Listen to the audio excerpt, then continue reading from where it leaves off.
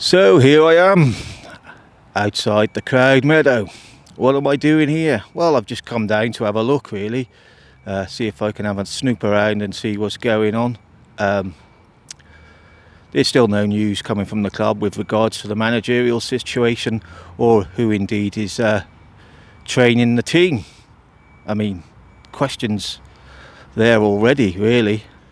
Gonna take a little look at the damage, see if there's been any repairs to the signpost that the Exeter fans damaged several weeks ago. So let's have a little look at that, see if it's been repaired. Taking a look at the signpost, doesn't look like any of the damage has really been repaired. It's been bent back into place, which I suppose is better than nothing. Well, that one's still a bit bent. Perhaps make the actual post taller, and it would stop this type of thing happening, and perhaps stop the stickers being stuck on there, which I don't mind. I mean, it gives a football feel for it, so but maybe have a big board put up somewhere on the away end, perhaps, or somewhere around here where visiting fans can put the stickers of their club on there and make a big collage or something. That would be quite cool.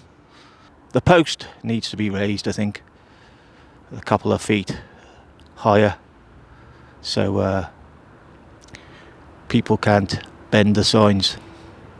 As with regards to the floodlights, they do look pleasing to the eye. It really does make the stadium look like a proper football stadium, and of course they're a lot brighter too. Be great to one day have a permanent fixture of these type of floodlights. Right, I'm going to move along to the end of the path. The signs, the footpath is closed. They're digging up the road, and yep, it looks like the new traffic lights, the new pedestrian crossing or zebra crossing or toucan crossing is being installed as we speak. So maybe by the next home game we will see a new set of traffic lights.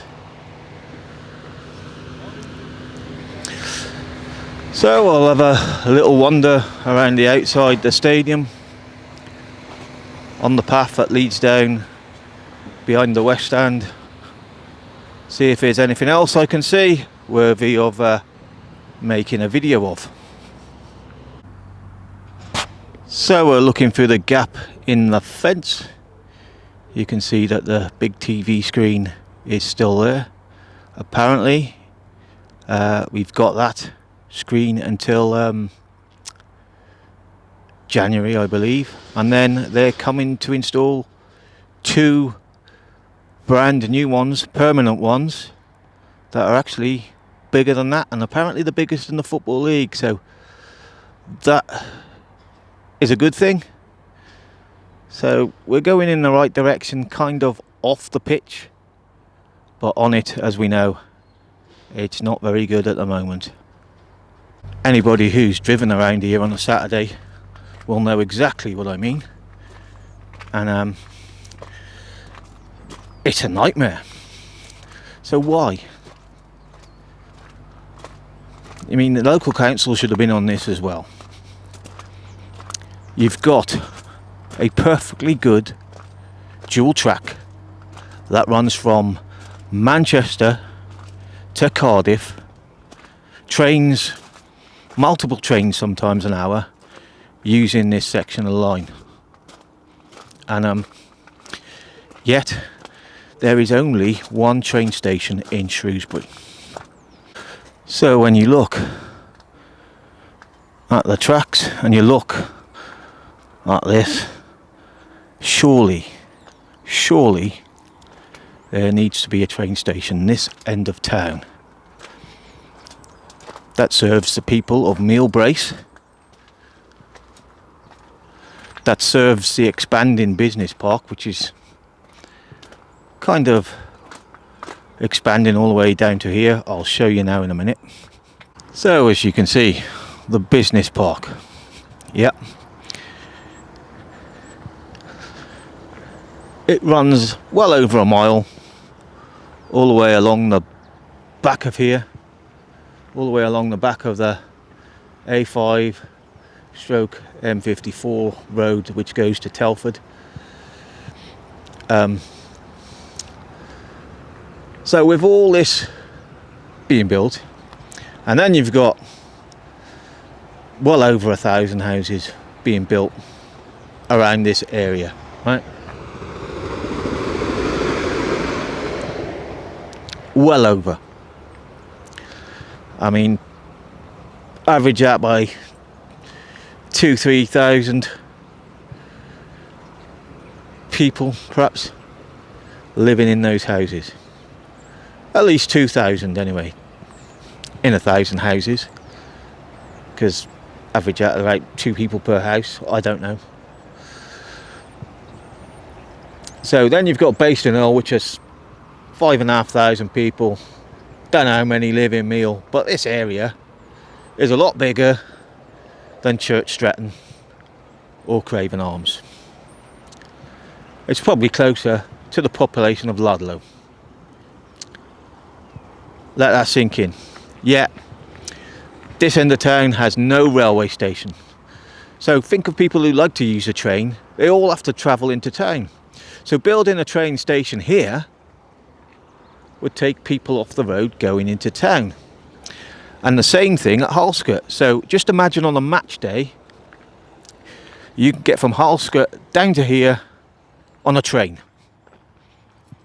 Simple. Or you can go to town from Halskett down to here on a train. Or you can go to work from Halskett down to here on a train. Or vice versa, from here up to Halskett, or from here into town. So I actually really like this. It's really cool.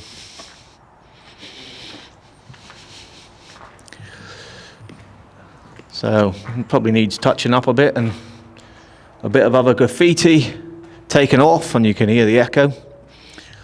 But it makes sense to do that.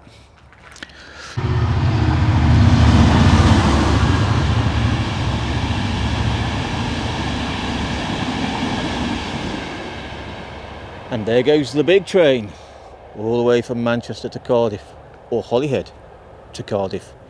Don't forget, there are multiple routes that use this line, so therefore there are multiple trains. Tomorrow night, though, the under-18s are playing Colville Town in the FA Youth Cup. I think the kick-off's at 7:30. Not quite sure on the prices, but I don't think it'll be a great deal. Worth coming down, giving them some support. We certainly need some success on the pitch, and at the moment the first team aren't doing that. The women are. Let's see if the under-18s can also provide some success and maybe some hope for the future. Maybe some gems might be revealed tomorrow night. Anyway, in other news, so for those who like their junk food, McDonald's has now reopened, and just adding a bit of humour to the report. Until next time, ta-ta!